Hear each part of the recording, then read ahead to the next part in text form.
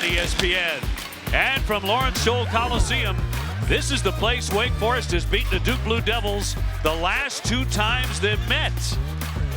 But who in America is playing quite as well as Duke right now as we move in to late January? Thanks for being with us here this afternoon, everybody. Dave O'Brien alongside my partner, John Crispin. And John, great to be with you. Yep. Duke is 8-0 in the conference. Wake Forest is 7-1. Duke, the number 2 team in the country. This is the biggest game so far in the ACC this season. Yeah, no doubt. This is a huge game in the ACC. Just another opportunity for Duke to just dominate, assert their domination. That's what they've been able to do. And then for Wake, I think you come in here with a degree of hope, right? And hopefully a bit of fearlessness. 10-0 at home. Last time these 2 teams played, they stormed the court. So tonight is a great opportunity for a signature win. You know, Dickie V was going to do this game a comeback game because of the fall at home, unable to do that. He is recovering and feeling really nice right now, but unable to do the broadcast today. You're here today to watch Cooper Flagg. I know how much Dickie V wanted to see him. Is this the best player in the country right now? He is the best player in the country, and he's the best player in the country on the most complete and balanced team in the country, right? He himself is probably the most complete player. And I'm just going to put it this way. Good players are often defined by their numbers and their highlights. Great players are defined by the things you don't see, right? What you see wins games. What you don't see happening wins championships. I think that's the key about this Duke team. Great balance, complete in every way, and by far the best player in college basketball we've seen in a long time. A tremendous environment here. The student section packed to the gills. The entire building is here on this Saturday afternoon, and I'll tell you what, these kids have been here for a couple of hours already, dying to get this game underway.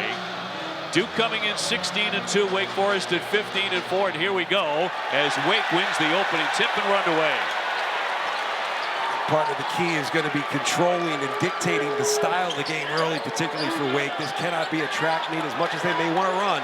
They've really got to make it a your turn, my turn game. Long one coming, a 3-pointer off the back iron by Johnson, Tyler Johnson, who's 7 for 31 now, and that's something to keep an eye on as we look at the Duke starting 5. Koshinippel, another guy, as he nearly lost it, does lose it in the end as Hildreth picked him. He's a guy looking for a bounce-back performance. And it was a whistle before that, waved that off as they turn it over. Good for Hunter Salas to see one go down, though. You didn't get the shot to fall, but you actually create rhythm with the shot that didn't count. I know when the whistle blows and you take that shot, when it goes in, it does affect your next shot. So there's numbers to prove it. Right, stepped on the line. Flagg with it out beyond the 3-point line.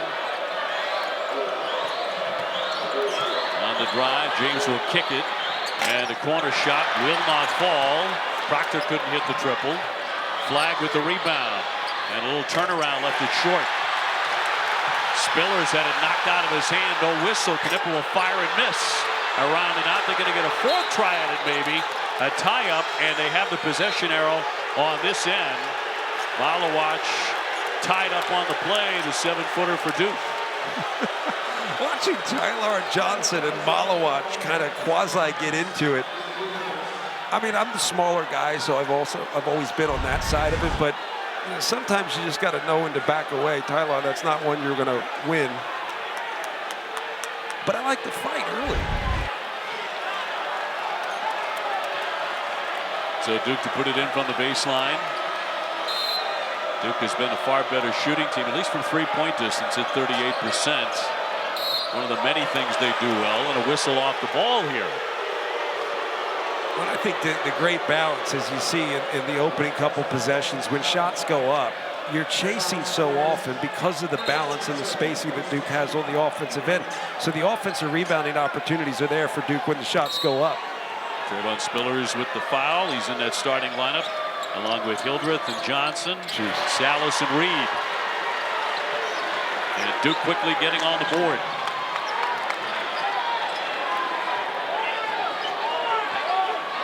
Wake Forest picked to finish 3rd in the ACC behind Duke and North Carolina.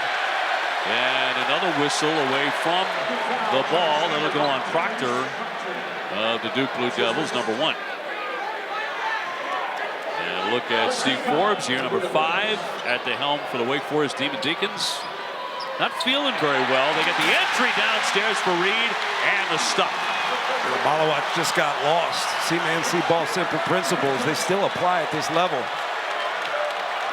I purposefully didn't say anything about the Cooper Flag jumper because part of my prep was trying not to talk too much about Cooper Flag.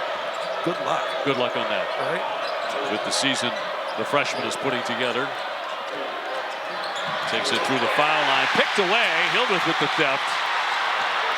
And the hard-nosed point guard. Nice feed. And a block by Malawat. Got up to that backboard and with two hands deflected it. Here's Flag from the corner. Can't drop it in. And a good job by Knipple to keep it alive, but they're going to turn it over on the travel. Just a good, fine start. I mean, part of it is setting a screen, right? If you actually make physical contact as a screener, you tend to be the guy that gets open. There's a reason why Steph Curry is one of the best screeners in the NBA. He gets open. If I only knew that then. Edward jumping in the lane. That's a tough shot. The defense, which has been absolutely spectacular for Duke this season. Another stop. Flag up top. Knipple off the fake. Wants to drive it inside. They're going to let him play a little bit, apparently. Let's put it lightly. Johnson on the baseline. Reed will launch a long one and leave that short. He is now 3 for 17 from three-point land. I do think that letting them play may look like it helps Wake Forest at times, but what it's going to do is create an up-and-down style and pace on this game that will, over time, favor Duke. Spillers reaching and will commit the foul. Trayvon Spillers with the personal. 16:58 to go, just getting started. And number 2 on Spillers. Please welcome to the floor from Wake Forest, number 2, Jude Harris.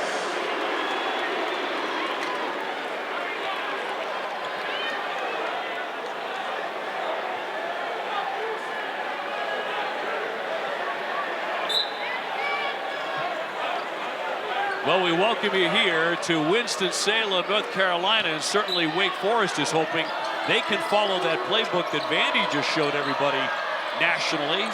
As the Duke Blue Devils, number 2 in the country, undefeated in the ACC, and a three-pointer on target by Knipple, the 6'7" freshman, to give Duke the 5-2 lead. Dave O'Brien alongside John Crispin. Great to have you with us in what we believe is the biggest game in the ACC so far this season. Yeah, so far, this is definitely one of the bigger games in the ACC, and you have to think this is the biggest opportunity for Wake to get a signature win here at home, 10-0 at home. They beat this Duke team, well, not this Duke team, but a different Duke team last year here at home and stormed the courts. In fact, the last 2 times they have met here, it's been a Wake Forest upset victory. Knipple with it high on the wing, averaging 13 points a game, coming off a rough one against Boston College, which he did not score. Cooper Flag will lose that one, going down into the nether regions under the basket. Yeah, look, they're really letting it go. And while it looks like, yeah, good for Wake, let it go. No, this is getting up and down the floor. And over time, that absolutely favors Duke. The Duke team that can create and maintain, sustain rhythm throughout the course of the game. A little pace will help Duke. Harris with a three-point attempt. Duke Harris. And again, keep an eye on that today because Wake Forest only hits 28% from three-point land. Overall, they've missed 5 consecutive shots. James on the entry, can't finish. Malawat's going up, trying to keep that alive, and draws the foul. 15:45 to go here in the first half, and Duke by 3. Cooper Flag, the 6'9" freshman out of Newport, Maine, takes us for a trip down memory lane when we come back. A lot of people from my family and friends drive down from Maine and be able to perform in front of them was a great experience. Boston was a huge part of my upbringing in basketball, so just all those drives, it meant a lot to me, and then be able to come out here and hoop, it meant a lot too, to be able to go to the game and then come out here and have a performance like this with my team. Cooper Flag, after the victory at Boston College, had 28 Talking about Larry Bird, his favorite legend to look up to, has almost 1 million followers on Instagram. Not bad for a newly turned 18-year-old. And by the way, the GPAs came out after the first semester, and he's only pulling a 4.0. It's consistent with everything else about him, right? It's the discipline that is applied everywhere. I'm just most impressed by the maturity in this sense. He is incredibly mature in terms of his feel and instincts in the game. That's what's most remarkable. The skill set, yeah, it's obvious. He's a great player, but it's all, again, things you don't see that make him great. 19 points, 8 rebounds a game. Some of his very best games have been against Duke's highest-ranked opponents. Shot clock down to 7. Knipple off the fake out airborne. Flag open for a triple. Can't nail that. And Wake comes away with a rebound. Wake Forest has won 6 consecutive games. Duke has won 12 in a row, but Wake without a point in over 3 minutes. I just wrote something down in the break. It was just said attack gaps in space and watch the Wake defense converge, and that's exactly what Duke's been able to do. They've gotten really good, what I refer to as clappable misses, good looks that they just didn't get to fall. You can build upon those. Those create rhythm. They create a chase from the defense, so continue to get those good looks. Wake's got to be careful getting 2 guys on the basketball with length and strong passers for Duke. Man to watch for the team of Deacons, certainly number 23, Hunter Salas, had 29 against them last year in the victory on this floor. And they stormed the court. Shot clock down to 5. Knocked away. Proctor up against Salas one-on-one. Went for the bank and came up empty. Loose ball back to Proctor. And the second effort now for Duke. Knipple, the freshman. Flag scoring 22 a game in their 5 road victories. Shot clock again to 3 as Knipple launches way downtown, and no, he's been cold lately. Yeah, good start defensively for Wake. As I said, you got to be cautious of bringing 2 guys to the basketball because of the weapons around the perimeter. But a good base defense to start and try to make Duke bored. That's a good start. Lifted Reed, the 7-footer. On the back down, banging. And a travel. Bolowicz sticking right with it. John Shire, year number 3 for Duke. His team leading the nation in average victory margin, beating opponents by 22 points per game. Look, they're great on offense and they're great on defense. Usually what happens is you blow people out. Maybe you wanted more analysis than that, but that'll go the other way at an offensive. So really for both teams, 6 minutes in, a pretty choppy start with a total of 7 points. I would have thought letting them play a little bit more allows both teams to get up and down the floor a bit more, feel the game out. I would say the choppy start is the best possible thing for Wake Forest, who only has 2 points on the board right now. That 5 for Duke could easily be 15. Caleb Foster on, the 6'5" sophomore. Bolowicz just picked up his first foul. And right now a game with no rhythm on either side. Harris back for Hildreth. He's coming off 20 against North Carolina and a big win on this floor this week. Oh, great instincts there by Flagg. Unable to keep it in play, but knocked it out. I mean, Cooper Flagg's instincts, you know, you can't have a camera on him the whole game, but I think he'd be a fun watch because what you're watching is the eyes. He's seeing things happen behind him, in front of him. He's anticipating, and again, those are the things you don't see that make him great. Coop Cam, we've got to get you in some production meetings. Here comes Hildreth with a long one. That clangs away. And again, no points in over 5 minutes for Wake Forest. I don't think I have that much pull yet. We're working on it. We're working on it. Great to have you here. Of course, the Hall of Famer Dick Vitale was going to be here for this game and had a mishap at home, but he's recovering very quickly. And the legend will be back courtside soon enough. Here comes Flagg on the drive with the left hand. It's so hard to defend because you have to take the shot away. Hildreth fast on the other end to answer.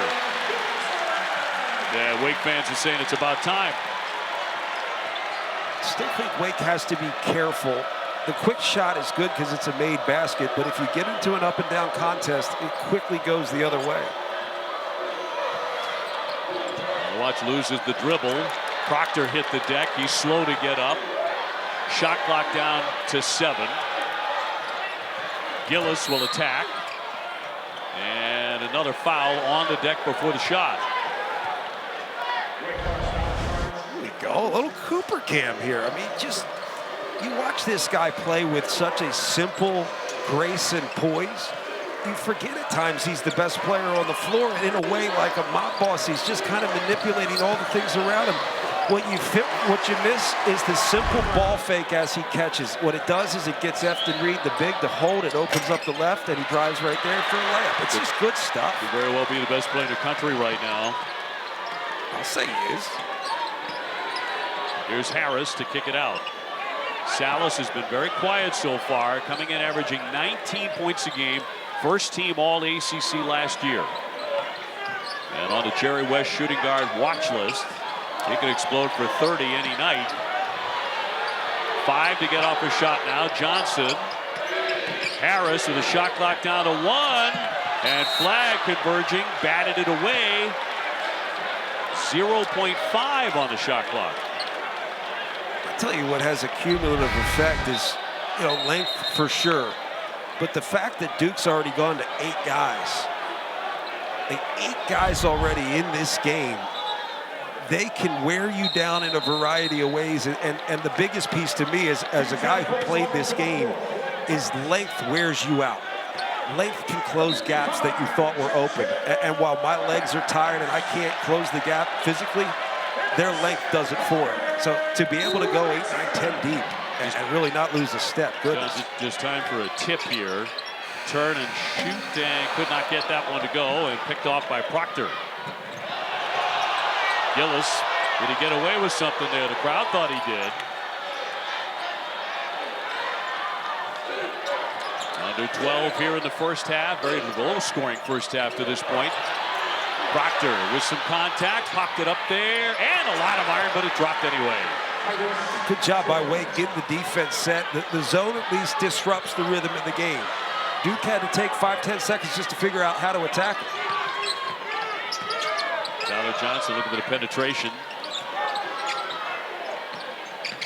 Harris wants to drive it off the window, and that was up against Flagg.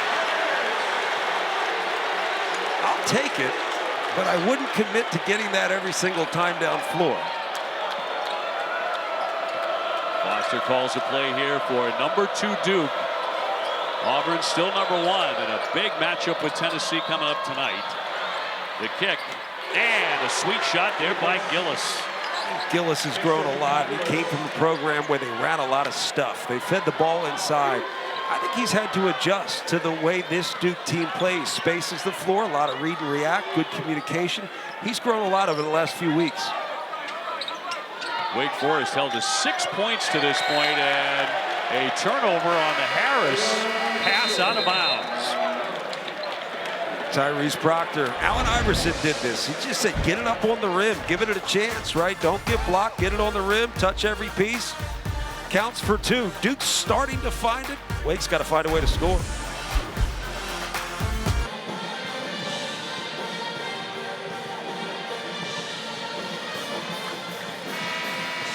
Back at Wake Forest, and the number 2 Duke Blue Devils had the lead 12-6. Ken Palm says Duke is number 1 in the country. John, a huge part of that is how good they are defensively. They're showing that so far. Yeah, I think some of it's length, some of it's communication. I think there's also a part of it that comes from the fact that they understand how to play offense. And when you're really good instinctually on the offensive end, when you understand spacing, you know how to take it away on the other end. So there's the trust they have behind them. That's the understanding of what good offense is all about and how to limit it on the opposite side. I wrote a couple things down that I said for Wake, you got to dictate the way the game's played. You got to dictate the game. You got to force Duke to constantly find it. They've done that so far by switching defenses. They've got to continue to do that by slowing down at times. And a foul every now and then's not a bad thing. Flag at the foul line. Dishing that one and a whistle. Ted Valentine hopping in. He doesn't just mosey in, ever. Races or hops in.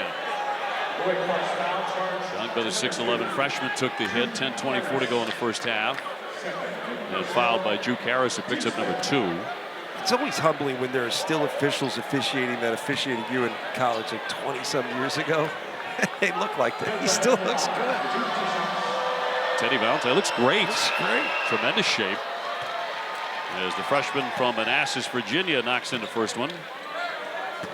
You don't see a let up from Duke when they go to the bench. It just looks a little different. I think it just adds to how tough it is to not only play, but to prepare for a team like this. You know, we've had some shots of the student section. It was packed in here in that section 2 hours before the opening tip, but they've been forced to sit on their hands a little bit the last 3 or 4 minutes. Fredrickson giving it off for Reed. Up on the high post, here's Salas. Will he start to get going offensively? Certainly trying with that mid-range, but he can't connect. He is 0 for 2 shooting at the early going. James off the flag. Yes, that's 2. It's an interesting lineup that John Shire's got, where it puts Cooper Flagg in a situation where he's really got to be the 2 guard. I mean, look on the floor in terms of shooters and scores. He's basically playing the 2. They go to a pin down. He just curls and shoots over the top. We said the first 8 or 9 minutes there was no rhythm, but now Duke has found theirs, and they're on a 7-0 run. Here's Hildreth. Can't connect, around and out, and a whistle. And yet they have not, Wake Forest, hit a 3 yet. They remain 0 for 4. Wake at 15-4, 7-1 in the conference. They've won 6 in a row. They're 10-0 at home. Right now, Joe Lunardi says they're a bubble team. Probably a bubble team. This would be significant. I think what hurt them was the high expectations coming into the non-conference season and in some way under-delivering. I had them at Texas A&M, and they didn't score 50 points. So finding offense was a challenge. But every year is going to be a unique challenge where you come in wanting to play a certain way, but you have to adapt and adjust to your personnel and the realities you deal with. That's what Steve Forbes said he's had to do. Hildreth on the drive, denied. Knipple sticking right with him. Duke's defense continues to be superb. Wake's got 6 points. You think you have a line, you take it, but they converge so quickly, and then they're able to contest. I love the fact that we allow the wall up. You see more plays at the rim. Well, that favors a team like that has the length like Duke. Wake Forest 3 for 14. Fredrickson, he can help. Stepping back beyond the 3, nothing there. Shot clock down to 1. Here's the heave, and that won't go. And a rebound back to the Duke Blue Devils. Here they come, building on a 10-point advantage. Out to midcourt, and a save by Gillis. Gillis open, straight on. And another foul here with 8:48 to go. In the opening half here, Winston-Salem. Just watch Duke locked in defensively. Now, a big piece of this is communication. Really, when you communicate, I'm talking really guys on the backside, you communicate, you understand, you got to hold your ground, you force the toughest shot possible. It's not about stopping every shot opportunity. It's about forcing the ones that they don't want to take. That wears you out, too. Knipple just picked up his first. Isaiah Evans ready to come back for Duke here in a moment. Fredrickson. Denied. Knipple right on him. They do get it downstairs for the big, but the 7-footer misses it. They've missed 5 in a row.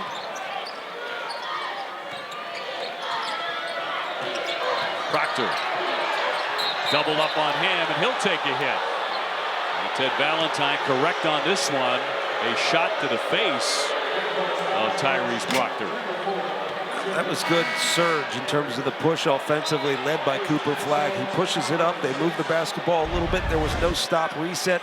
That's what you have to continue to do. Don't allow a reset if you're Duke. If you're Wake Forest, force them to stop. Force them to reset. Look at the bench, figure out what they want to do. But yeah, it's going to be a contest physically to get out of here tonight. Officially counts as tonight, right? Getting there, Proctor will lay that one off the iron. Rebound tapped out high. Evans comes away with it. Knipple trying to get around Hildreth, and he gets him with the body. And 8:01 left, John, here in the first half, and that is going to be 3 fouls on Cameron Hildreth, the point guard, and this is significant. So part of it is guys get tired, they get a step behind the play, but they're also chasing the play because of the spacing and the balance on the floor. You bring Evans in, that's another guy you have to be aware of. Presence of mind, scouting report, what do I do? Don't leave him, right? So you space even further. When you get in a scramble situation, you're chasing the play. Knipple shooting 2, excellent foul shooter, 89%. You mentioned he did not score In their victory at Boston College, he was 0 for 5 from the field. But they always seem to have a guy like a Tyrese Proctor step up. He got 20 in that game. Really, it could be anybody. It could be Evans. It could be Proctor. It could be Knipple. I mean, Mason Gillis could give you 10, 15 points on any given night. Just grabbed the rebound and threw it away. Johnson over the top and a slam by Salas. And they need a shot of life. Desperately. The key with that, the transition opportunity, you get an easy one, it allows you to get your defense set. I was wondering if they'd get back in zone after that.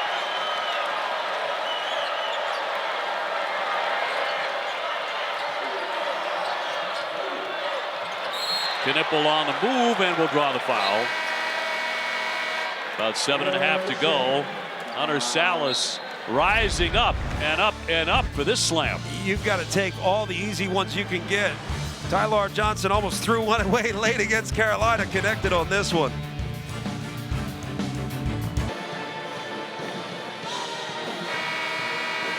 A couple of dandies coming up at ESPN. A quadruple header today, rolling on at Allen Fieldhouse. Number 12 Kansas taking on number 7 Houston. And then we cap the day with number 1 Auburn and number 6 Tennessee. It looks like Broome is going to try to play despite the bad ankle. And if he does, Bruce Pearl says it's restricted minutes tonight. Yeah, good to get him back. You know, you don't want to lose rhythm in the midseason. I'm just looking at the little numbers. And you just wonder at what point we have a new number 1. Duke knocking on that door. I think so. Knocking loudly on that door. Knipple inside. Denied. And a good shutdown there by Wake. They need a lot of those. Tyler Johnson on the run. You'd like to see him get involved in a big way today. Yeah, it's like directly, indirectly, where you just got to get into the paint. Or you just watch the defense move. You know, create a chase. That's probably not the one, but it goes in. And a hit as well. He'll go to the line looking for a three-point play. The heck do I know? I mean, he's the guy that can get where he wants to go on the floor. That's the reason why Steve Forbes said, look, you know, come Christmas, he realizes I really got to play this guy. He really hadn't gotten him as polished as he wanted him to be. He's going to have to learn on the fly because he needs a guy that can break you down off the bounce, get into the paint, watch the defense converge, and start to read and make the right plays. Making the right play is going to be the key. Proctor with his second personal. Tyler Johnson, 6'4" sophomore out of Brooklyn, the Louisville transfer, who has worked his way into the starting lineup, around and out, so no three-point play there. And defensively for Wake. Now, this is the difference in Wake Forest this year. They believe they've become an elite defensive team. John Shire was talking about the scouting report on them this week. He agrees. I think sometimes it's out of necessity. When you're not able to score the ball the way you wanted to, when you're not able to play with the pace that you wanted to play, you've got to be a good defensive team if you want to compete at a high level. Flag headed, ripped away. Now a loose ball. And another tie-up. Evans hit the deck. And Reed thought that Wake Forest had a timeout there. Was about to call a timeout, but that's not the case. 6:40 to go. Possession arrow will keep it on this end. And Duke by 7. And Wake Forest finally getting to 10 points. That took forever. Yeah, it took forever to the point where I think it makes the game choppy and sloppy. It limits the rhythm of the game, which limits Duke's ability to really find and establish themselves in the game. I think part of the reason Duke has 17 is because Wake only has 10. Salas. Salas wants badly to get it off. Shot clock down to 11. Long one coming and off the back iron by Fredrickson. The threes just won't fall for Wake Forest, and that means for the entire season. He's also heavily contested by Cooper Flagg, who got out there. They're going to call offensive. On Cooper Flagg. This one goes against Duke.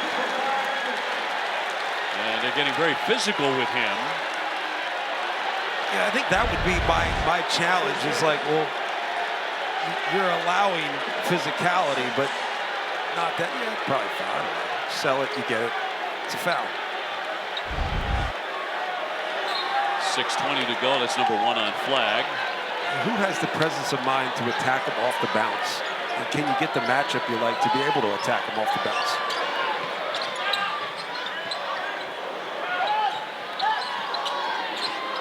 Johnson steps back for a triple. Can't nail that. Reed with a big rebound, straight up and one. He'll be headed to the line. Efton Reed III, the 7-foot senior. Suddenly a 6-0 run for Wake Forest. And that was all set up by good ball screen action, and it was Efton Reed holding the screen, possibly holding it a little too long. I saw John Shire calling for a foul, but because of the fact that he held the screen, it left Malawach on the backside. Efton Reed just rolled in. He had defensive rebounding position when the shot went up.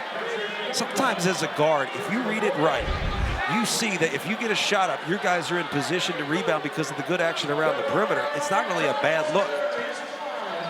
Malawach off to the bench with 2. And Reed at the line, 70%.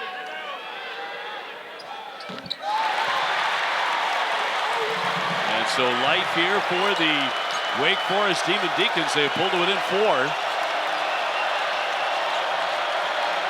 James with a bounce for Flagg. Flagg sliding in, banks it in, and he'll be headed to the line. Cooper Flagg looking for a 3-point play. The patience, the poise, the ball fakes, head fakes, pump fakes, ball fake, whatever it's going to be, he gets you off balance. And part of the off balance is the backside, the baseline defender, right? You're going to roll here, and you stay on the opposite side. Flagg is patient enough to make sure defense vacates. He also is a great passer, so you can't fully commit to the basketball. That's actually pretty good defense outside of the foul because it forced a tough angle layup. You can live with that even if he makes it. You just don't need the foul. Flagg talking with Ted Valentine here, and I think the point is a lot of physical play. There's been a lot of holding early on, but Ted hearing him out as the veteran official he is.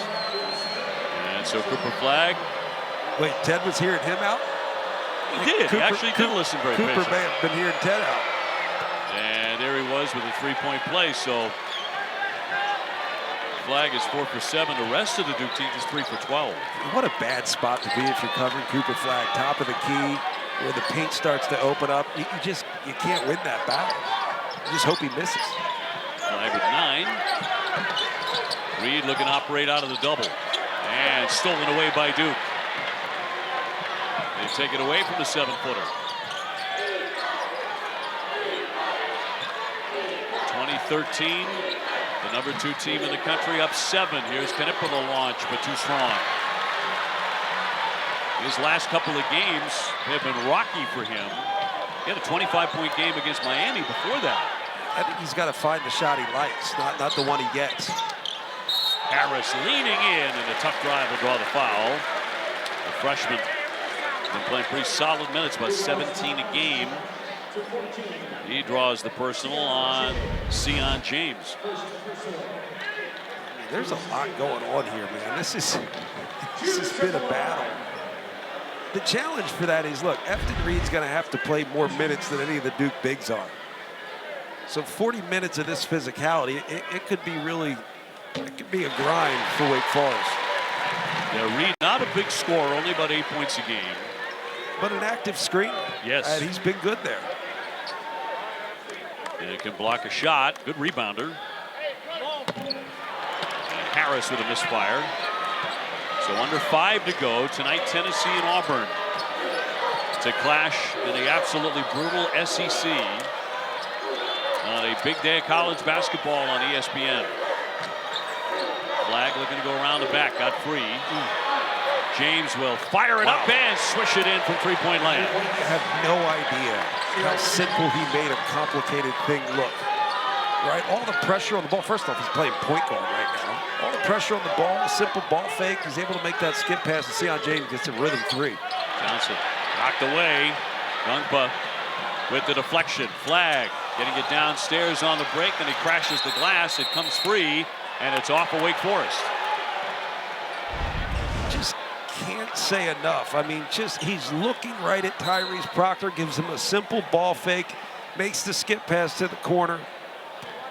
I mean, again, he makes this simple thing, or the complicated simple. Things you don't see is what makes you great. We talk a lot about the things you see, but his feel and instincts in terms of manipulating the game. His 3-pointer won't drop. Wake with it, trailing 23-14. Salas had a massive dunk a few minutes ago. He's going to draw a foul by James. Really smart. I think quick shots for Wake are probably not the best thing, but when you have the presence of mind to get the clock stopped and get a foul, end up at the free throw line, smart play, Hunter Salas. Wake Forest came in hot, 6 in a row in ACC play under Steve Forbes, and being the old pitcher that he is, this is how we describe a big win over North Carolina this week. But I think it says a lot about him when you don't have your fastball, but you still got something there. You know, you got a little good slider, decent change, and you figure out how to win. Which pretty much describes his pitching repertoire when he was in school. He told us I probably threw about 86. You know, I'd have to drop down, sidearm once in a while. I had to fool people. Yeah, I kind of picture Steve Forbes as the pitcher with like Vaseline on the cap, pine tar on the hip, and like a pound of chew in the back pocket. Yes. And just mowing people down. Just making them look silly. He's a big baseball guy. He's dying to get to Dodger Stadium. We were talking about major league ballparks he's been to. Last year in April, he went to Fenway, and it was like 35 degrees. He had the time of his life. He'd never been there before. I said, go someplace warm now. You've done Fenway Park, which is unbelievable. Now go out west and do Dodger Stadium. The fact that he played 4 sports in high school. In Iowa, they play baseball in the summer because of the weather. Never really thought of that. Ran track, football, basketball. Talk about a ship that has sailed. 4 sport guys. Well, there's some 4 sports guys. They're just not that good. Not very good in any of them, really, Shot clock down to 10. Pinniple's open from the corner and got a great look for the 3. Yeah, that had rhythm, right? If you watch his feet into that shot, you got to get shot ready. Shot ready is not just your eyeballs and hands, right? It's your feet. If you watch his feet into that shot, the feet determine whether the shot's going to go in as much as anything else. And if he starts to shoot it again, and that seems to be only a matter of time, look out. Here's Johnson. As we approach the 3-minute mark, he saw an opening there. Knipple shut it down. Shot clock to 3. Off the back iron. That won't drop by Harris. Gillis on the run. In for 2. Those are the ones you have to eliminate. That's why there's a timeout if you're Wake Forest. You cannot give up easy opportunities in transition. Good defense for Duke. Rebound, run out, easy layup, timeout. Coming up, the Jeep halftime report. Reset and Jay will be talking about another Vandy dandy. They're fast becoming the talk of college basketball. And will Broom be back for #1 Auburn? I heard a couple of the analysts at ESPN discussing this and saying, yeah, they do believe he'll be back. I heard Jimmy Dykes talk about that today during that great win for Vandy and how much he'll play exactly. Of course, he is up for Player of the Year. He's been sensational and healthy. Getting it down for Reed out of the double. Harris wants the baseline. Nicely done. Much room to work against Duke, but when you have it, you've got to capitalize. Good execution out of a timeout, too. That makes coaches feel good about the job they're doing. Well, it's not been a scoring fest, not by a long shot, but Duke up 28-17. And a travel here on Concanipple as he dragged the foot. Talk about Concanipple finding a rhythm as a shooter, and it's really the feet. You watch the feet. There it is. I mean, that's good rhythm, stepping into the shot. Shot ready means you're preparing for the shot before you get the basketball. There's a reason why those goes in. They become high percentage shots from 3.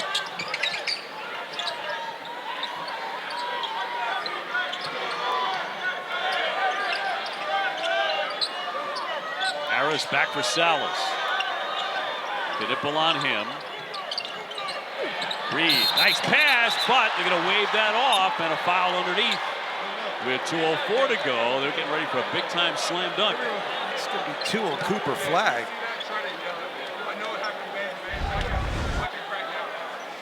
He's there. I mean, he's just right there to take it away. I would let it go. Like, as much as we let go, you know. You let that go. You let that go. Definitely. So his second foul, 9 points for him. Also turned it over 5 times. It'll be Reed to the line. He turns it over, but you understand he's got the ball more than anybody else. So I can live with some of his turnovers. And he's also shown the ability to grow from them.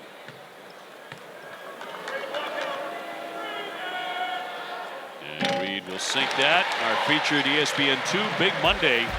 It's women's basketball, number 2 South Carolina in Knoxville to take on number 17 Tennessee at 7 o'clock Eastern.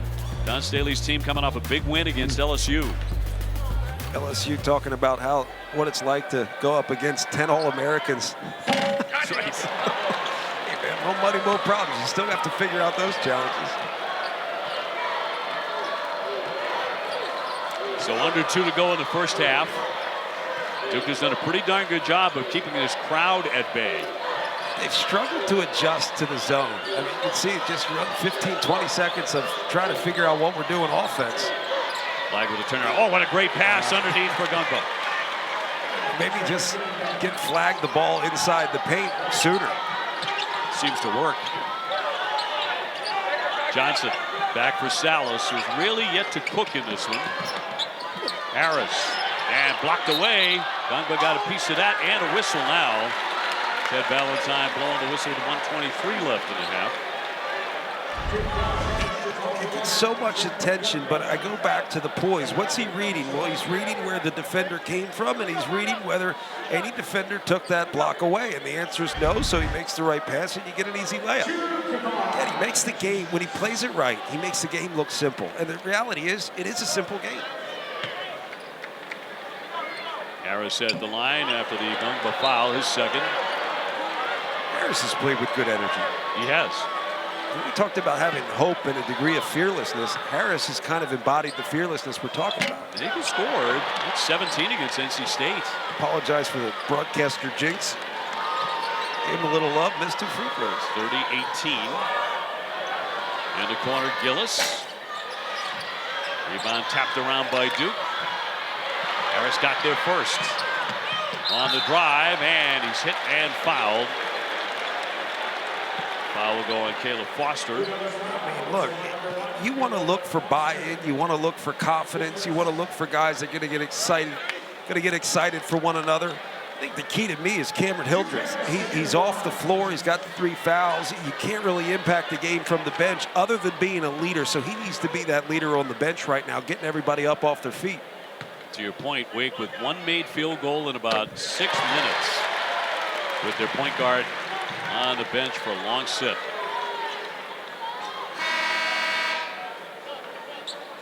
The 6'4" Englishman out of Worthing, England.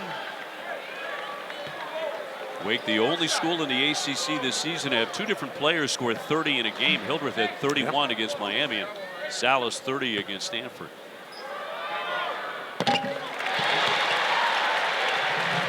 So back to a 10-point game with a minute to go before the break.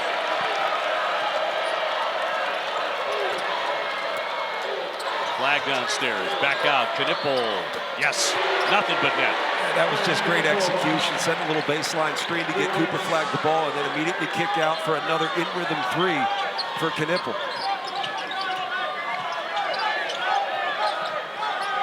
Salas with a pull-up from 3. They just can't hit those 3-point shots.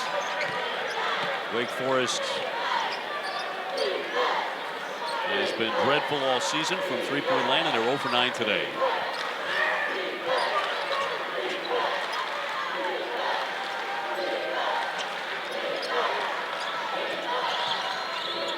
Flag gives up the dribble. Knipple stepping in the lane, banks in 2. And Shire wants a timeout with 10.5 to go. How about the pick and roll, where your quote point guard setting the screen for your quote 4-man? Good luck stopping that. We'll be back.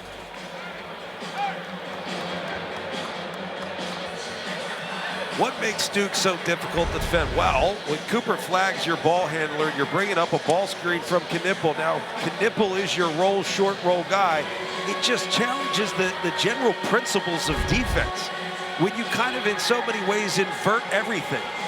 Most teams prepare and say, here's how we're going to cover the ball screen. Oh, it's a 5-man set the ball screen for a point guard. What do you do when Cooper flags receiving the ball screen and can pass over the top? Salas will drive this one and slam it. In the closing seconds of the first half, Duke with an opportunity with a heave, and this one won't go. And we are at the break. Wake only 22 points, their second lowest number in the first half this season.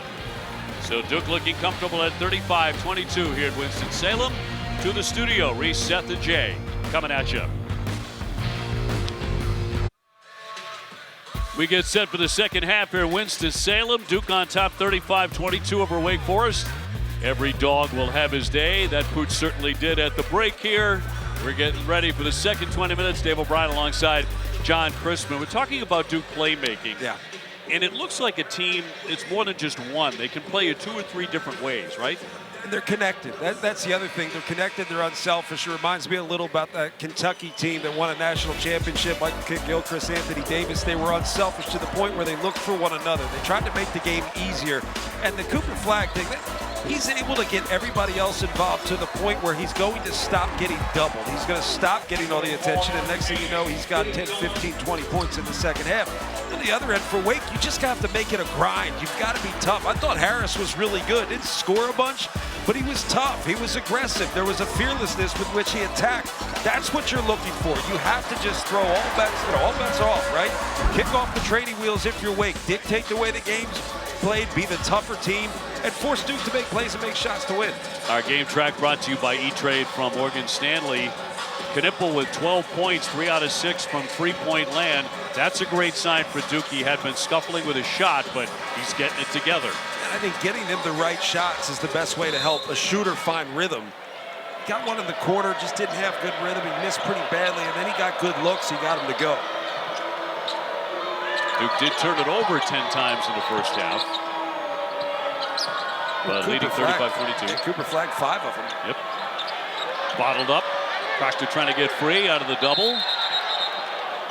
And they're going to keep it on this end. Duke will retain possession. Opening seconds here in Winston-Salem. Duke trying to make it 13 consecutive wins. They are 8-0 in the ACC for the first time since 07-08. Knipple looks to get it in and does. Cooper Flagg. In the corner, the jumper coming from James, but that didn't touch anything. Wake Forest started the ball game today missing a lot of shots. They're trying to get this big crowd involved.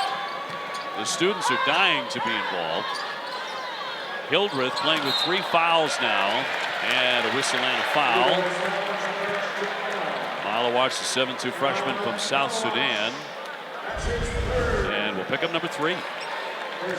Maybe starting to call it a little tighter to start the second half. I think the key for Wake is going to be get your starting group established in this game. They really were never able to do it with Cameron Hildreth's 3 fouls. Salas with a pull-up. Got it. That mid-range game is so nasty. Does a good job of creating space. And in a way, we've almost been convinced that's a bad shot. Maybe it's a bad shot for some, but not for Hunter Salas. Salas coming in at 19 points a game. That's the same as Cooper Flagg. Kept that foot on. The dish downstairs and a whistle. And a foul on the deck's head, Ted Valentine. He passed up a good look. I felt like he passed up a good look to get a better one, but this is just nice stuff. I mean, creates just enough space to get that 15, 16, 17 footer, which again, we listen to people, it's a bad shot, whatever, it went in, it was a good look. Reed his second foul. Knipple can't drain that one. Still like Duke playing through Cooper Flagg at the top. He was able to pick apart the defense. The ball fakes on the passes to the paint on the roll, opens up the pass out to a guy like Sion James in the corner. Tyler Johnson from the elbow, no. Rebound batted around, Duke comes away. Tyrese Proctor, 6'6" junior, off the Flagg with a jumper, well short. And Wake Forest will let that one roll out of play. Does the air ball taunt on Cooper Flagg really have the same impact? Like if I shoot an air ball, it hurts a little when I hear it, right? because I don't really do anything else that well. I just don't think he sweats it as much. I'm not sure he sweats at all. I don't think he does.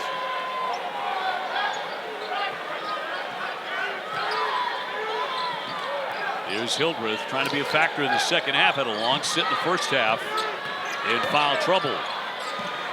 For Salas. Up it goes. Got it, a three. Hunter Salas kind of gets his game going with the mid-range. I overuse the term rhythm, but also feel like I don't say it enough. I mean, he creates a rhythm off the bounce, and then he looks for that next shot. Shoots it with confidence. That was their first made three. Proctor with an answer on the other end. He tried anyway, but came up empty. Here's James to launch. That missed ugly. See if Salas gets another touch here. He's asking for the ball. Hildreth with a bounce feed in. The slam by Spillers. You said this crowd is asking for something to get excited about. They got it. Great start to the second half for Wake Forest. Good defense.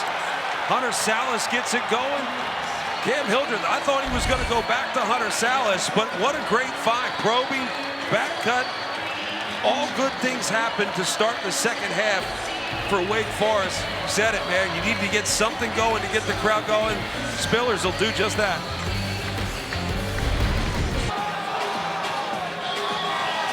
You know, starting to go bananas here, Wake Forest. They've cut the lead from 13 down to 6. Our great friend, the legendary Dickie V, was going to return for this game. He had a mishap at home. He's recovering from that, but his gala is coming up at the Ritz-Carlton in Sarasota on May 2nd. And how about that ride on the line? For tickets, go to v.org/Vital-Raffle, and you could drive away with that baby. I think he would have been going bananas on the last play. I really undersold it in a moment where Wake Forest is really, I don't say dominated, but they've controlled the start of the second half. I also want to make the point, Dick Vitale, there's so many of us out there that thank you because you created the industry we get to be a part of. You did it with sincerity. You actually care about the product we put out there, and you love the game. Here, and the biggest heart you're going to find anywhere. We love him so much. This is the closest Wake has been since he was 17-13. And Salas lost the handle on it. Came off his hand, out it went, so they turned it over. If you're Wake, you can't have empty possessions right now. You've got energy in the building, yet you have to build upon it. You got to keep this crowd into the game. The crowd ain't going to win the game, but it sure helps. Knippel off the fake, steps back. Got it back somehow, flag with it. Proctor, and a whistle off the ball. With 16:21 to go. What's happening over there? It's a complete opposite side of the play, and if that's Hildreth,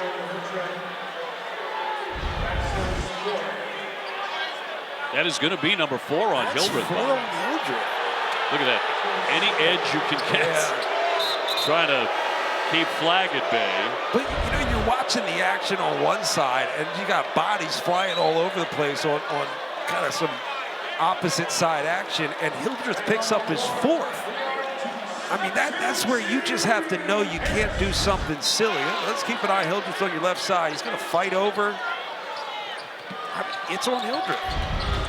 Took down a 7-footer with the hook. Flag. And he will draw the foul. Cooper Flag on the move. Flag, by the way, hasn't scored in about 9 minutes from the tail end of the first half to this, but Steve Forbes has lost his point guard again. So they started to get it going offensively, started to get the crowd involved, and bang, there's number 4. He's on the bench again. Talk about how effective he was against Carolina. And look, I said to Steve Forbes, I felt for Steve Forbes down the stretch. They really could have won that game by 10 and almost gave it away. Cam Hildreth was great, and they really haven't had him much at all here in this contest so far. Is he a boxer or a basketball player? Doing a lot of bleeding over there. That's for sure. Rounding out by Flag, who just scored his first points in quite a while. First point. 36-29, Duke. I think with Flag, so much goes through him as an initiator that the scoring eventually comes. But it's once he's able to read how the game's being played. Johnson back for Salas. Johnson again, the open three. Rebound right to Proctor. So Wake Forest 1 for 11 beyond the three-point line.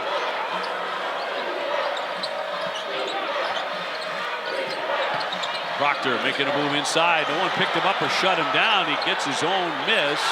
That one batted around, and it will be Wake Forest ball. And with 15:34 to go in this contest, we will take the break with number 2 Duke on top. Here Wake Forest 36-29 in the biggest game of the conference so far this season. It's a top 10 clash in the jungle. I don't think we've ever heard anything like this. 2 elite teams, 1 epic showdown. Tennessee-Auburn tonight on ESPN.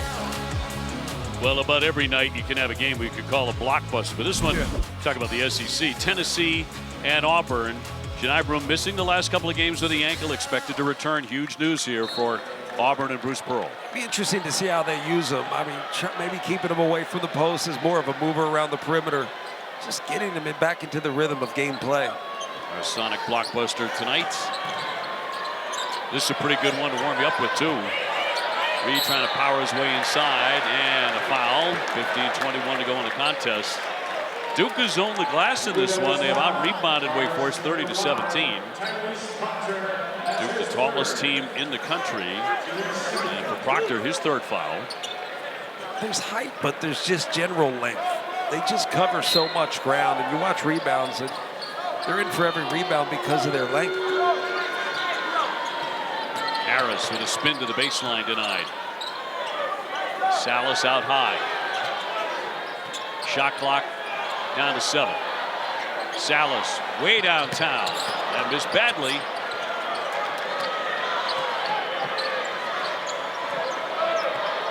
So Duke looking to build on a 36-29 advantage. They're up 13 at half. Foster to flag. Freshman back for Foster. 2 really good defensive teams toe-to-toe. Flag wants it, leaning in, left it short. Boy, they really buckled down on him. The Spillers did a good job of gapping and really forcing the drive. Johnson will pick up the foul. You know, I think Cooper Flagg, if he's going to play in that triple threat, he's got to show the willingness to shoot the shot. He can certainly make that shot, but you have to get a defense to commit to the basketball, commit to contesting the shot. They've been sagging off him a little bit. I mean, look at the space. You're just gapping if you're Spillers. Good physicality. You force a bad angle, and there's nothing there. I don't think Cooper Flagg's getting taken out if he pulls that through. You know? He's trying not to settle, but he's also got to take what they're willing to give you. He's already been named the ACC Rookie of the Week 7 times. I think he no longer qualifies for that award. Well, just won it again, 36-31, so within 5, Wake Forest. Malawatch looking for a guard here, gets it off here for Knipple. And he lost it on the dribble, and they reach in a foul, too. It was that fight. That's what we talked about. There's execution and playmaking on one end from the Duke standpoint, and then there's just a simple fight, a battle for Wake Forest. They've been physical defensively.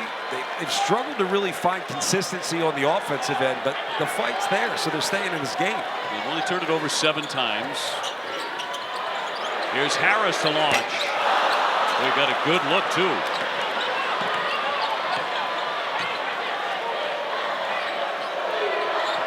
Duke without a field goal this half.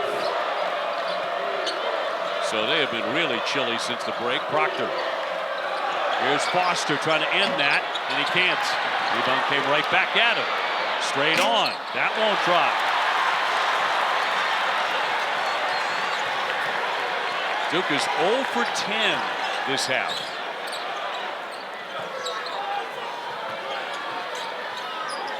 Johnson getting it off for Harris. He knocks it down from 3-point land. Just got that feeling. Remember I mentioned clappable misses in the first half? The last Harris shot, he felt good about it. He had good body language in and after that miss. The next shot that was going up, he shot with confidence, and it went in. It's a 12-1 run here for Wake. Proctor, good look. No. The misses keep on coming. And a foul here against Duke. 12:59 to go. And Wake Forest making a big run. John Shot on the bench, going to bring 3 new in. I think he's got to find the right lineup, right? Find the rotation that can give you a little energy. Some made shots. Not a bad idea to maybe put Cooper Flagg in a different situation or position on the floor offensively. Maybe look baseline.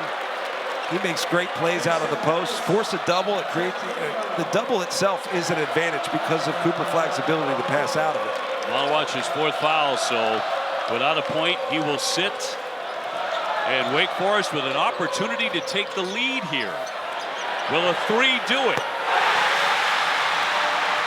Trayvon Spillers has put Wake in front of number 2 Duke, 37-36.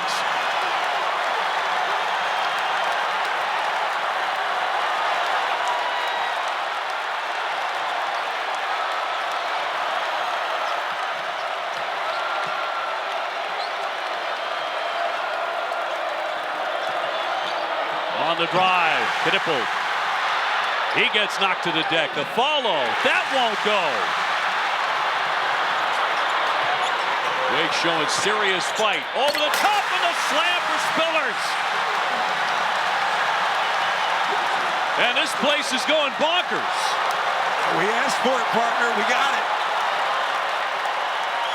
Duke has lost to Wake the last 2 times they've played in this building. It's a 17-1 run. Flagg got it, and that'll quiet the crowd temporarily as he hits a 3. Tied at 39. How about Wake really starting this with good defense, and now they're playing with confidence. The attack offensively, they're getting good looks. Wake has shifted this entire game. Duke is rattled. And Knipple just threw it away. 11:33 left. And Wake Forest with a rousing run here. We asked for a fight. Cameron can't do much about it. He's got 4 fouls, but he's all cut up. He's flexing, good energy on the floor, on the bench, in the arena. Wake Forest feeling it.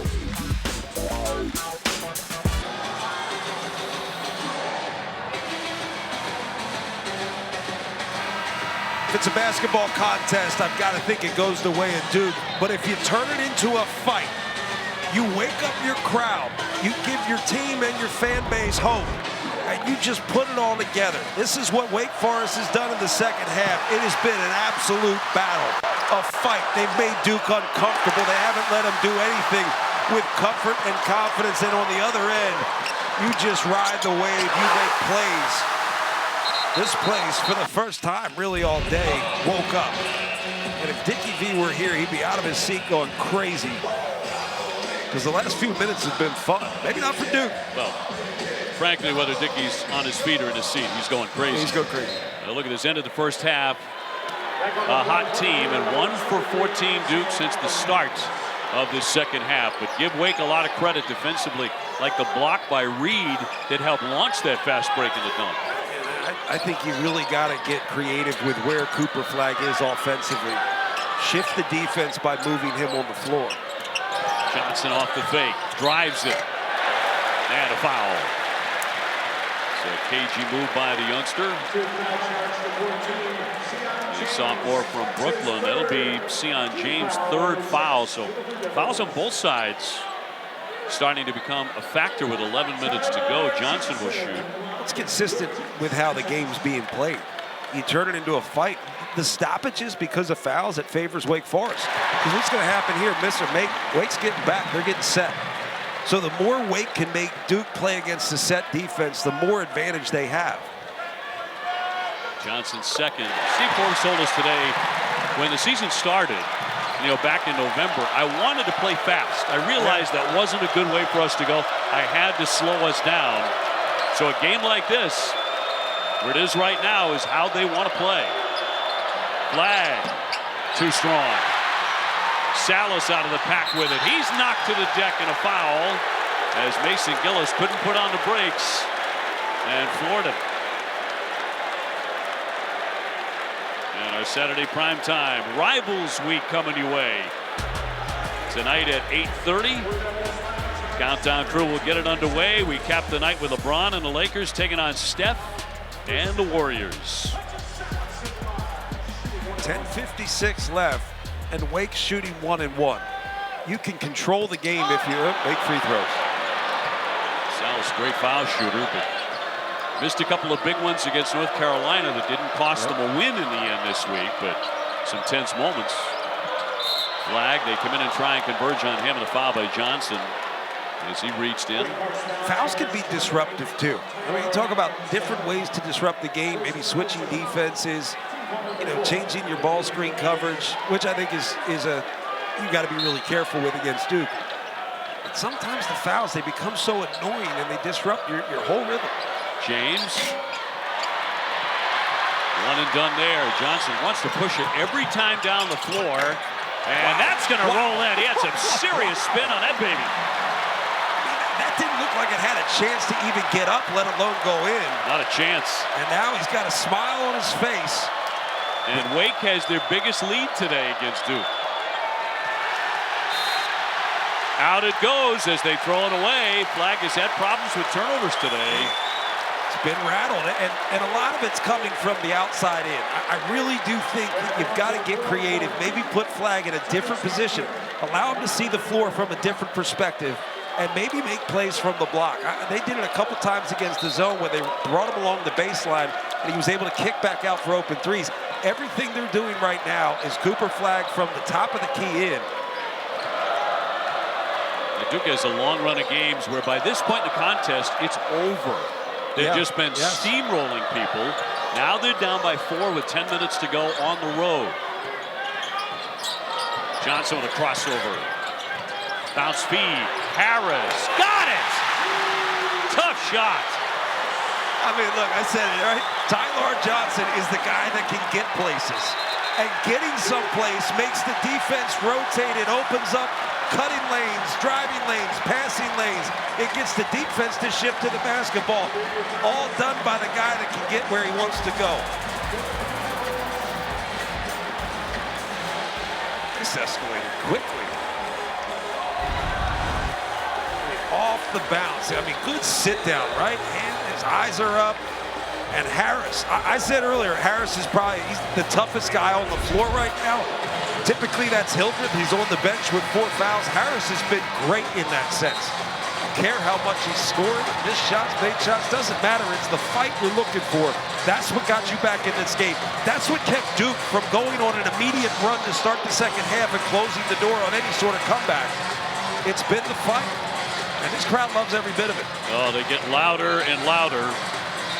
Go back a year, right? Yes. You go back a year, it's about fighting long enough to give yourselves a chance late. And next thing you know, they're storming the court. This crowd wants hope that that can happen again, and right now they have it. And right now, Joe Lunardi says that Wake Forest is on the outside looking in for an NCAA tournament bid. Long way to go to Selection Sunday, but boy, if you pick off a team like Duke, you realize it's a home game, but Duke's a big favorite. Proctor with a triple coming. Boy, he got a great look, but can't connect. He did, but Wake made the decision. We're going to allow that shot, but we're not going to allow Cooper Flag to pick us apart. You realize Duke is 1 for 17 in the second half shooting the basketball? I do now. Harris taking on Knipple with a step back. I think the house would have come off. Did he hit that one?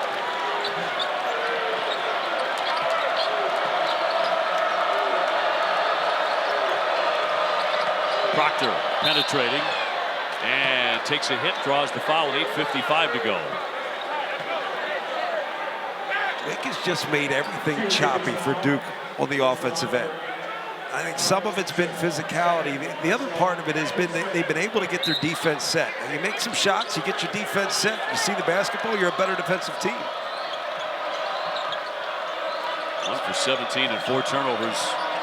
Duke trying to pull it together. Knipple on the baseline, going in strong and denied by Reed. He shut him down. Big time block. Salas looking for the save, and he stepped on the line. It'll go back over to Duke. And that's one of those unique opportunities in a game where that could have been a dunk for Knipple that really would have changed the feeling of this game. It goes the other way, and Salas loses it. Great opportunity there for Wake. You almost have to recognize the opportunity you have and at least get yourself a good look at the rim. It's a great no call, too. It's a good no call. God bless the wall up. Flag, will he heat up in his last 8 minutes? Looking for help, gives up the dribble. Proctor's open again. In and out this time. And another whistle on the baseline with 8:13 to play.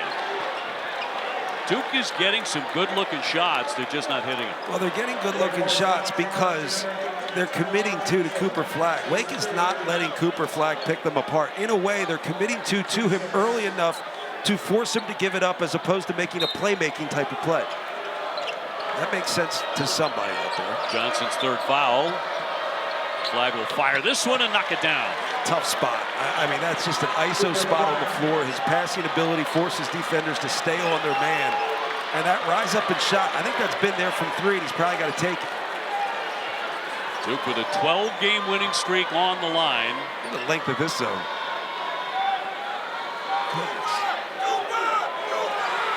7:45 to go. Here's Salas, way too strong. Willis went for the save there on the baseline, and it will be Duke ball. So 45-41 our score. Down the stretch we come, and a dandy developing in Winston-Salem. Well, just look up in the rafters here in Winston-Salem. Tim Duncan, the great power forward, of course. Muggsy Bogues, we talk about the little guys. Yep. We love them. Very few in that class. And one of the great point guards you'll ever see there, Chris Paul. Yep. So we've seen some great games here. And Wake Forest has won the last 2 against Duke played here. And they're trying to pull it off again, leading by 4 with about 7.5 to go. And clearly a lot of success here at home. 10-0 at home. They won the last one against Duke. It took them about a half of basketball to find the conviction and fearlessness to just let loose. I think Wake has since let loose, and they've dictated the way the second half's been played. 2 of 20 from the floor for Duke. Yeah, just 1 for 12 from three-point land in the second half for the Blue Devils. Knipple wants to get closer and drops in 2. They have the ability to do that. You're not going to get as much help on Knipple, so if he has the advantage, you've got to take it. Time Cooper Flagg in away playing decoy.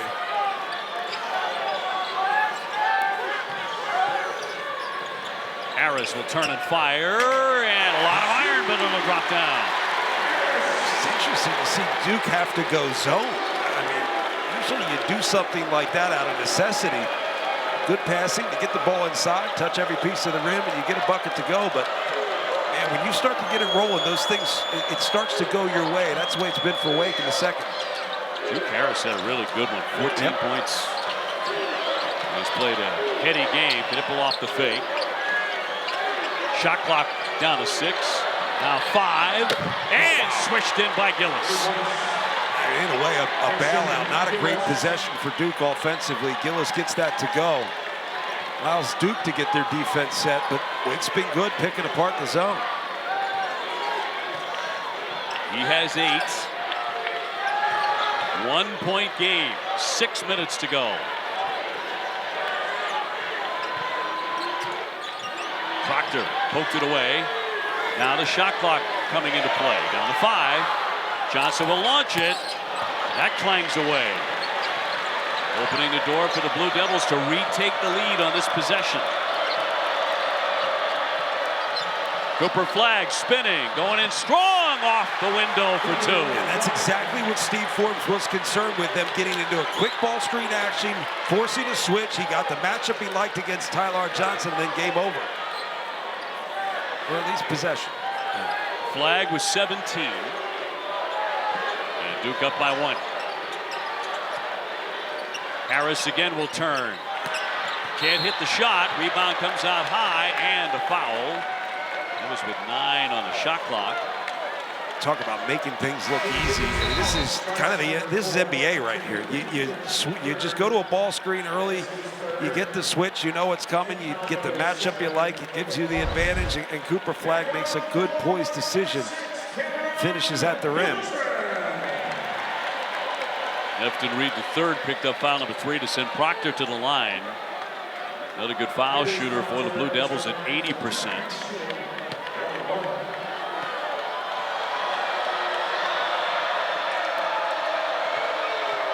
And a junior from Sydney, Australia will have another one. Hildreth comes in, Harris goes out. Harris has been great for him. But down the stretch, you tend to play the guys you trust the most, and Hildreth has earned that. Senior certainly has. And he was so good at the line down the stretch against North Carolina at one point. Victory this week was 10 for 12. So you want him in the game with the ball late. Yeah, they shouldn't have mattered as much, but they did. Salas pretty quiet the last 5 or 6 minutes. Hildreth shut off by Proctor. Got the pass free, and the shot won't go for Salas. Duke by 2 and the ball here.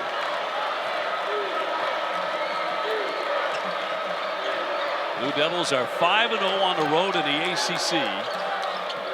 Trying to keep that run alive too. So much on the line here today.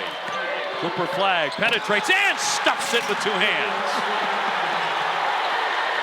So now it's Duke on a 12-2 run.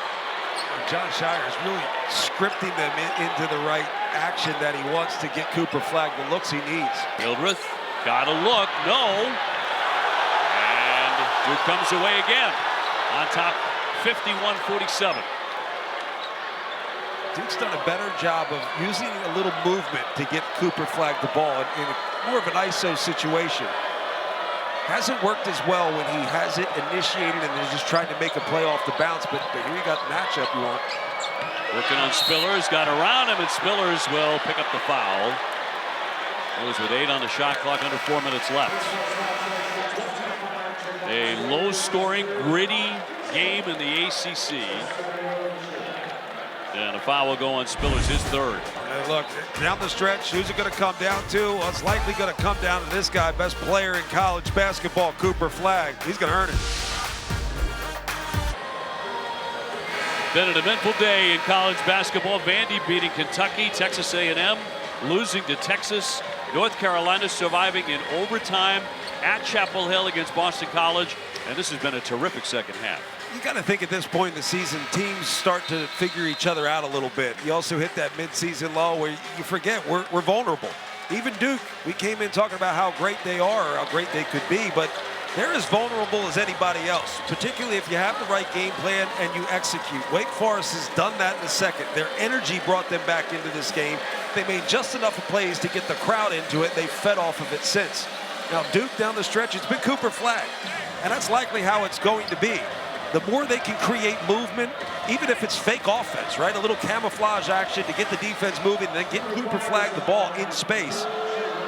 Got to think Wake's going to have to defend him late. Looking for his 20th point. And gets that. Coming up next, we've got number 7 Houston and number 12 Kansas. And then later on this evening, the number 1 team in the country, Auburn, taking on Tennessee. Yeah, Houston, we'll talk about a fight here. Go play Houston. Count your bruises. 21 for Cooper Flagg, who has 12 of Duke's 18 second half points. So when they're in trouble, they look to number 2. Still think if you're Wake, you have to have poise here down the stretch. Don't be overly aggressive. Make the right play. Johnson nearly gave it away. Shot clock to 10. Salas with a bounce feed. Down for Spillers. Doubled up. He'll spin and miss. And Flag there to grab the rebound. Duke's going to be calculated and patient on the offensive end. Now, part of that is they want to see what they're up against. Are they going to walk up against the zone? See man-to-man. Now they understand what they're going to get into.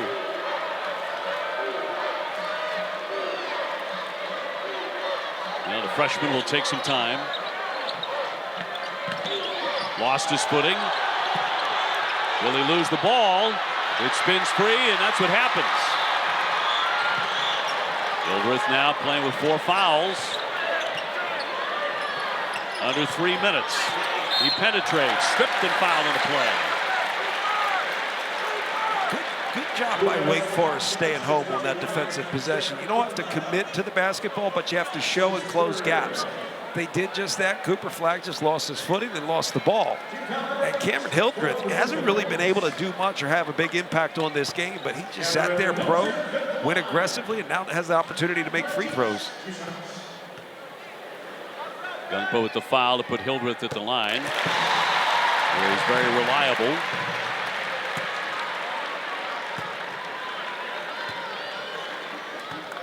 Duke hoping to come out of here 9-0 in the ACC. That was Hildreth's first 2 points of this half. He didn't play much at all in the first half.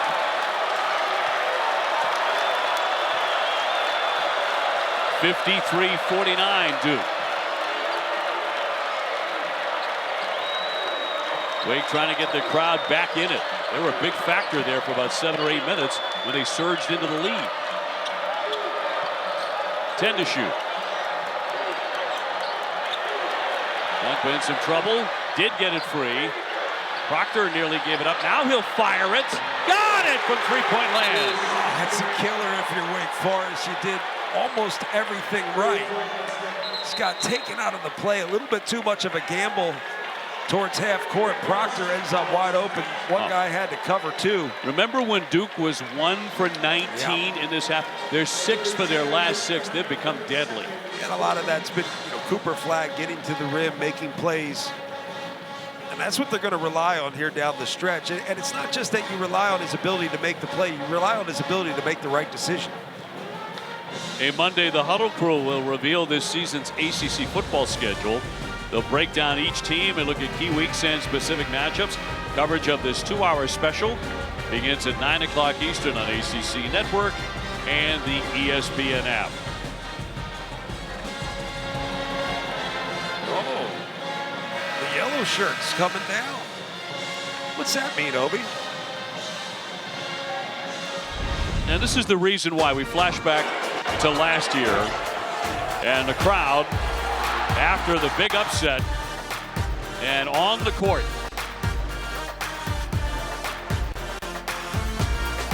So for safety reasons, John Shire with some players injured there, and Wake Forest makes sure that does not happen again. It's the right thing to do. If you don't want to do away with it, then you have to make sure you have to make it less dangerous. Approaching 2 minutes to go. Tried to dump it downstairs for Reed, and Duke commits the foul. 2:06 to go. It was good action, too. I mean, Ethan Reed set a good screen.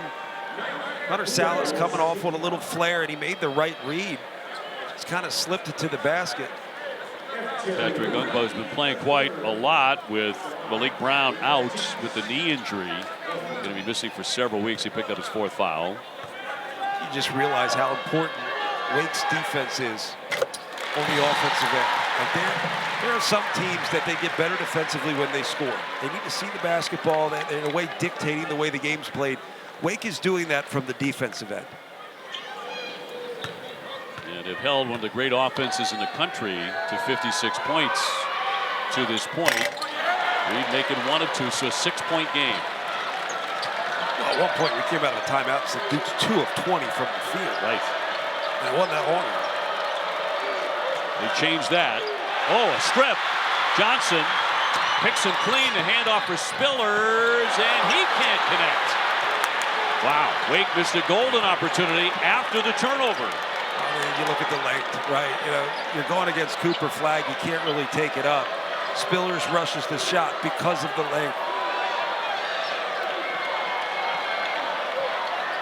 Duke trying to eke out a huge road win in the ACC here today. Proctor back for Flagg. Shot clock down to 2. He fires and can't hit it. Rebound tipped out high. It is off Wake Forest with 1:16 to go. That hurts if you're Wake. You did everything right. You forced a tough shot. Still feel like Flagg is settling a little bit too much. I mean, really not getting inside of the three-point line. Of course, in that case, the shot clock was about to expire. In that case, yes. Talking about the entire possession. Where is he?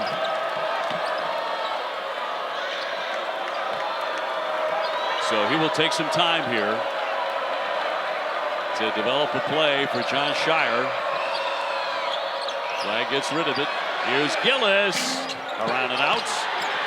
He'd find for the rebound, and the foul will go against the Duke Blue Devils again.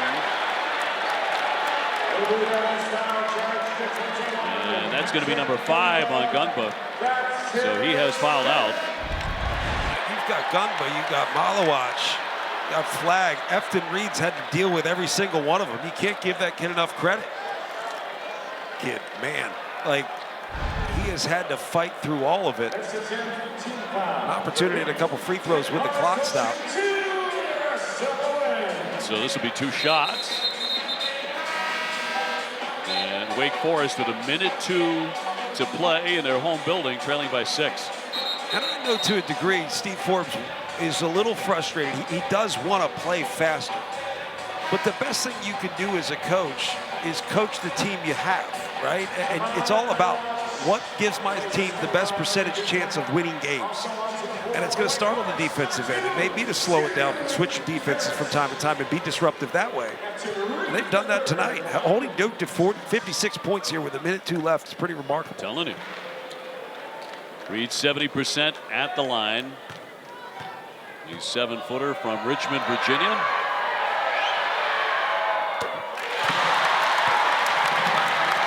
Trying to get them within 4.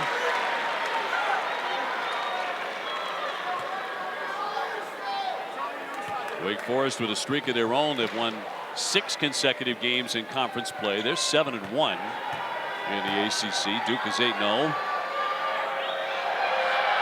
And Reed second on the money too. The thing about Efton Reed is often, particularly against a team like Duke, bigs are a step behind the play. He is not. Pressure from the Deacons. Flagg does get it in for Proctor. Flagg gets it across. Gillis from the corner. Got it! He swishes it in. The 3-pointer on the money. You know, a lot of guys may not want to shoot that shot. Good for Mason Gillis. It's the best one you're going to get. Johnson trying to rifle that pass inside. Spillers connects. And a timeout, Wake Forest, with 43.7 to go. And back to a 5-point game. And the problem for Duke there is they got a great look and they got it to go, but they didn't immediately just get back and get set. They allowed some quick action and penetration to create an opportunity for a quick score for Wake Forest. Now timeout. 5-point game, 43.7 left. That's plenty of time. Mason Gillis with a big one there.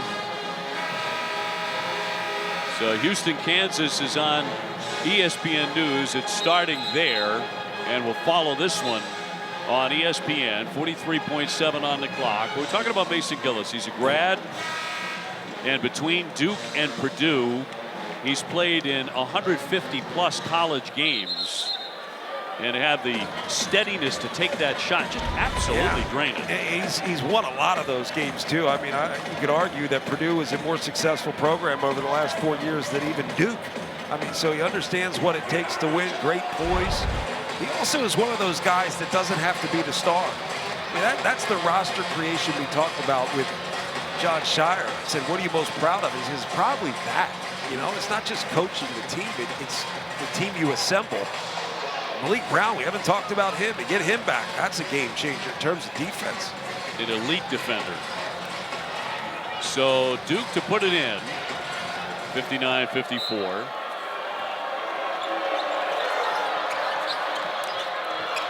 Flagg doubled up. And they reach and foul him with 41.4 to go.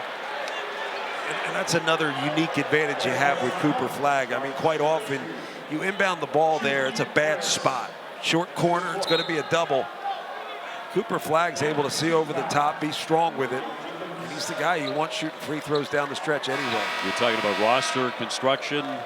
ESPN recruiting expert Paul Biancardi worked a powerhouse game yesterday, a prep game. I'm talking about, looking ahead for Duke, and they will have National High School Player of the Year Cameron Boozer, 6'9", out of Columbus High School in Florida, the son of the former Duke great Carlos Boozer. Of course, won a championship in 2001 for Coach K. His twin brother Caden, the point guard, will also be going to Duke. They got a good thing going where you fill it up with great young talent, and then you surround those guys with old winners, or guys like Sion James who will do whatever it takes to win at a high level, because he hasn't really yet experienced it, regardless of whether he deserves it or not. The blood on the leg of Cooper Flagg here, so they will attend to that. That's the kind of game it's been. It was rough and tumble, particularly in the first half. And the officials were letting the guys play, no doubt about that. And that was certainly how it was to start the game. I feel like the second half, they started to call it a little tighter early, which I think is brilliant from an officiating standpoint, where you establish the way the rest of the half's going to be called, and then you let the guys play. But I think both teams have adjusted. It's really all you can ask for. I think it's been consistent across the board. We saw Cam Hildreth earlier. It was like he was bleeding in 5 spots. Looked like he had gone about 12 rounds. Yeah. So it'll be Flagg at the line. 81% foul shooter.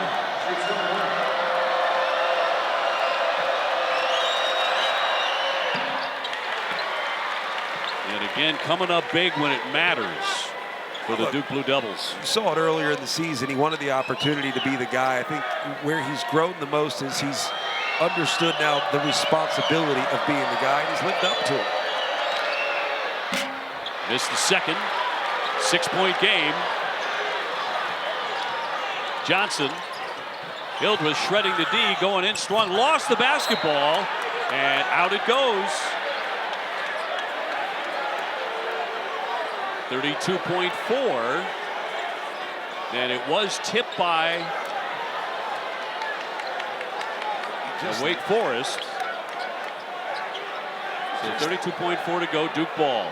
He just lost it. I mean, sometimes you look for contact before the rim, and it seems to be what he was doing. In for Flagg. They quickly double. Got out of that nicely. James. And he'll kill some time. And a foul with 23.7. You go back to Cooper Flagg getting the ball there. He's obviously not going to be covered by a guard, so he's likely going to be able to get open, and then he's able to pass over the top to Sion James, who was on the other side of the floor. Salas with his first foul. And Con Knipple at the line, the freshman from Milwaukee. He makes 89%.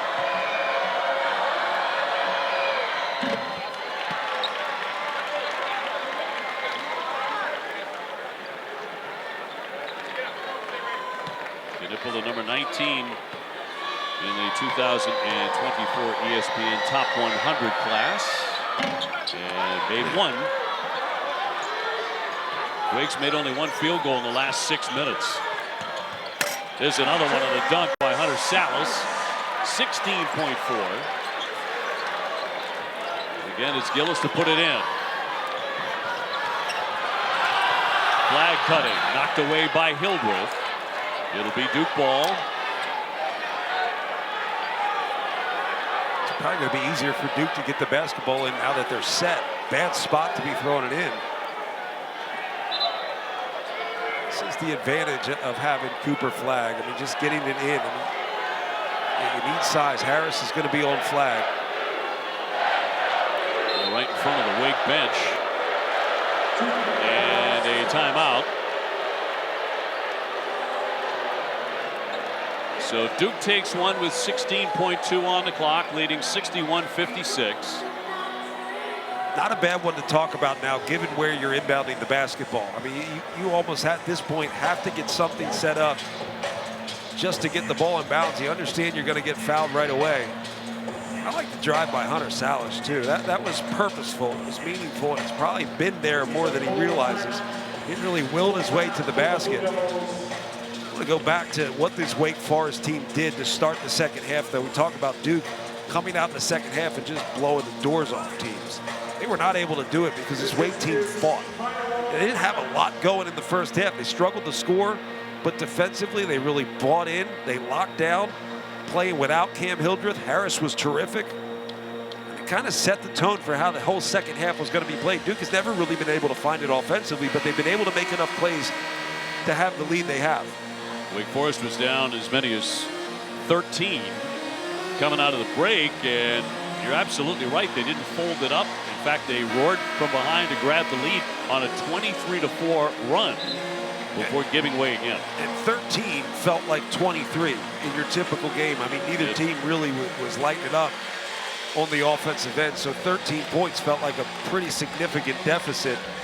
But they just chipped away. And again, it started with what they did defensively. Again, you may have an idea coming into a season. Again, NIL, portal, all these things, they're just changes in the game that you have to adapt to as a coach. So you assemble a team thinking you're going to play a certain way, but when the games get played, you've got to figure out how to manipulate wins, and Steve Forbes has done just that.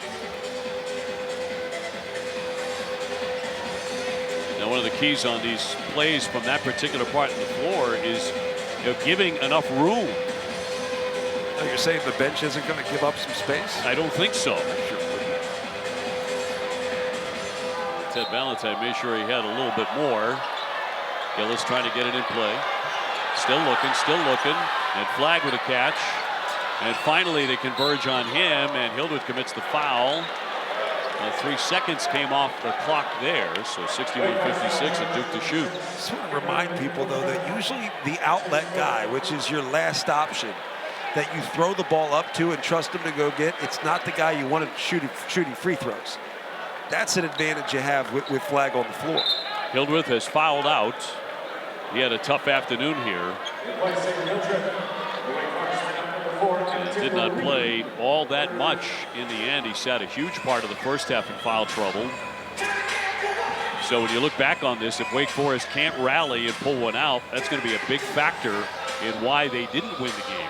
It's a big factor, but you still have to look at Harris and say, like, does Harris do what he did in terms of the physicality in the fight? If Hildreth has a better game and is on the floor for the typical minutes he'll play. Yeah, Harris played 27 minutes, 14 points for him. That's a guy who was averaging 6 points a game coming in.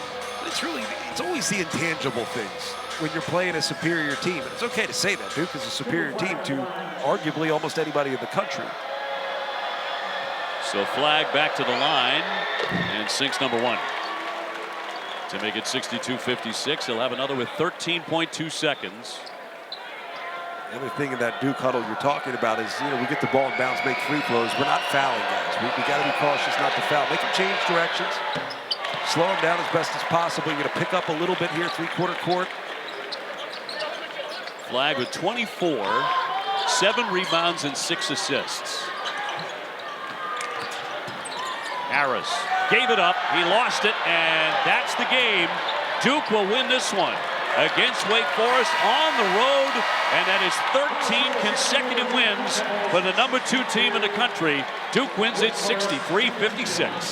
If you're Duke, there's some things to be frustrated about. At one point, 2 of 20 in the second half. They struggled to score. They struggled to manufacture good looks on the offensive end, but you also have to take any single win you get on the road in conference play and leave and just focus on the next one. John, great having you. My pleasure. Our final score, Duke 63, Wake Forest 56. Houston, Kansas next. For John Crispin and our entire crew, I'm Dave O'Brien. Thanks so much for being with us. Right now, we will send it to the 2 handsomest guys in the game, John Shambi and Fran Fraschilla in Kansas.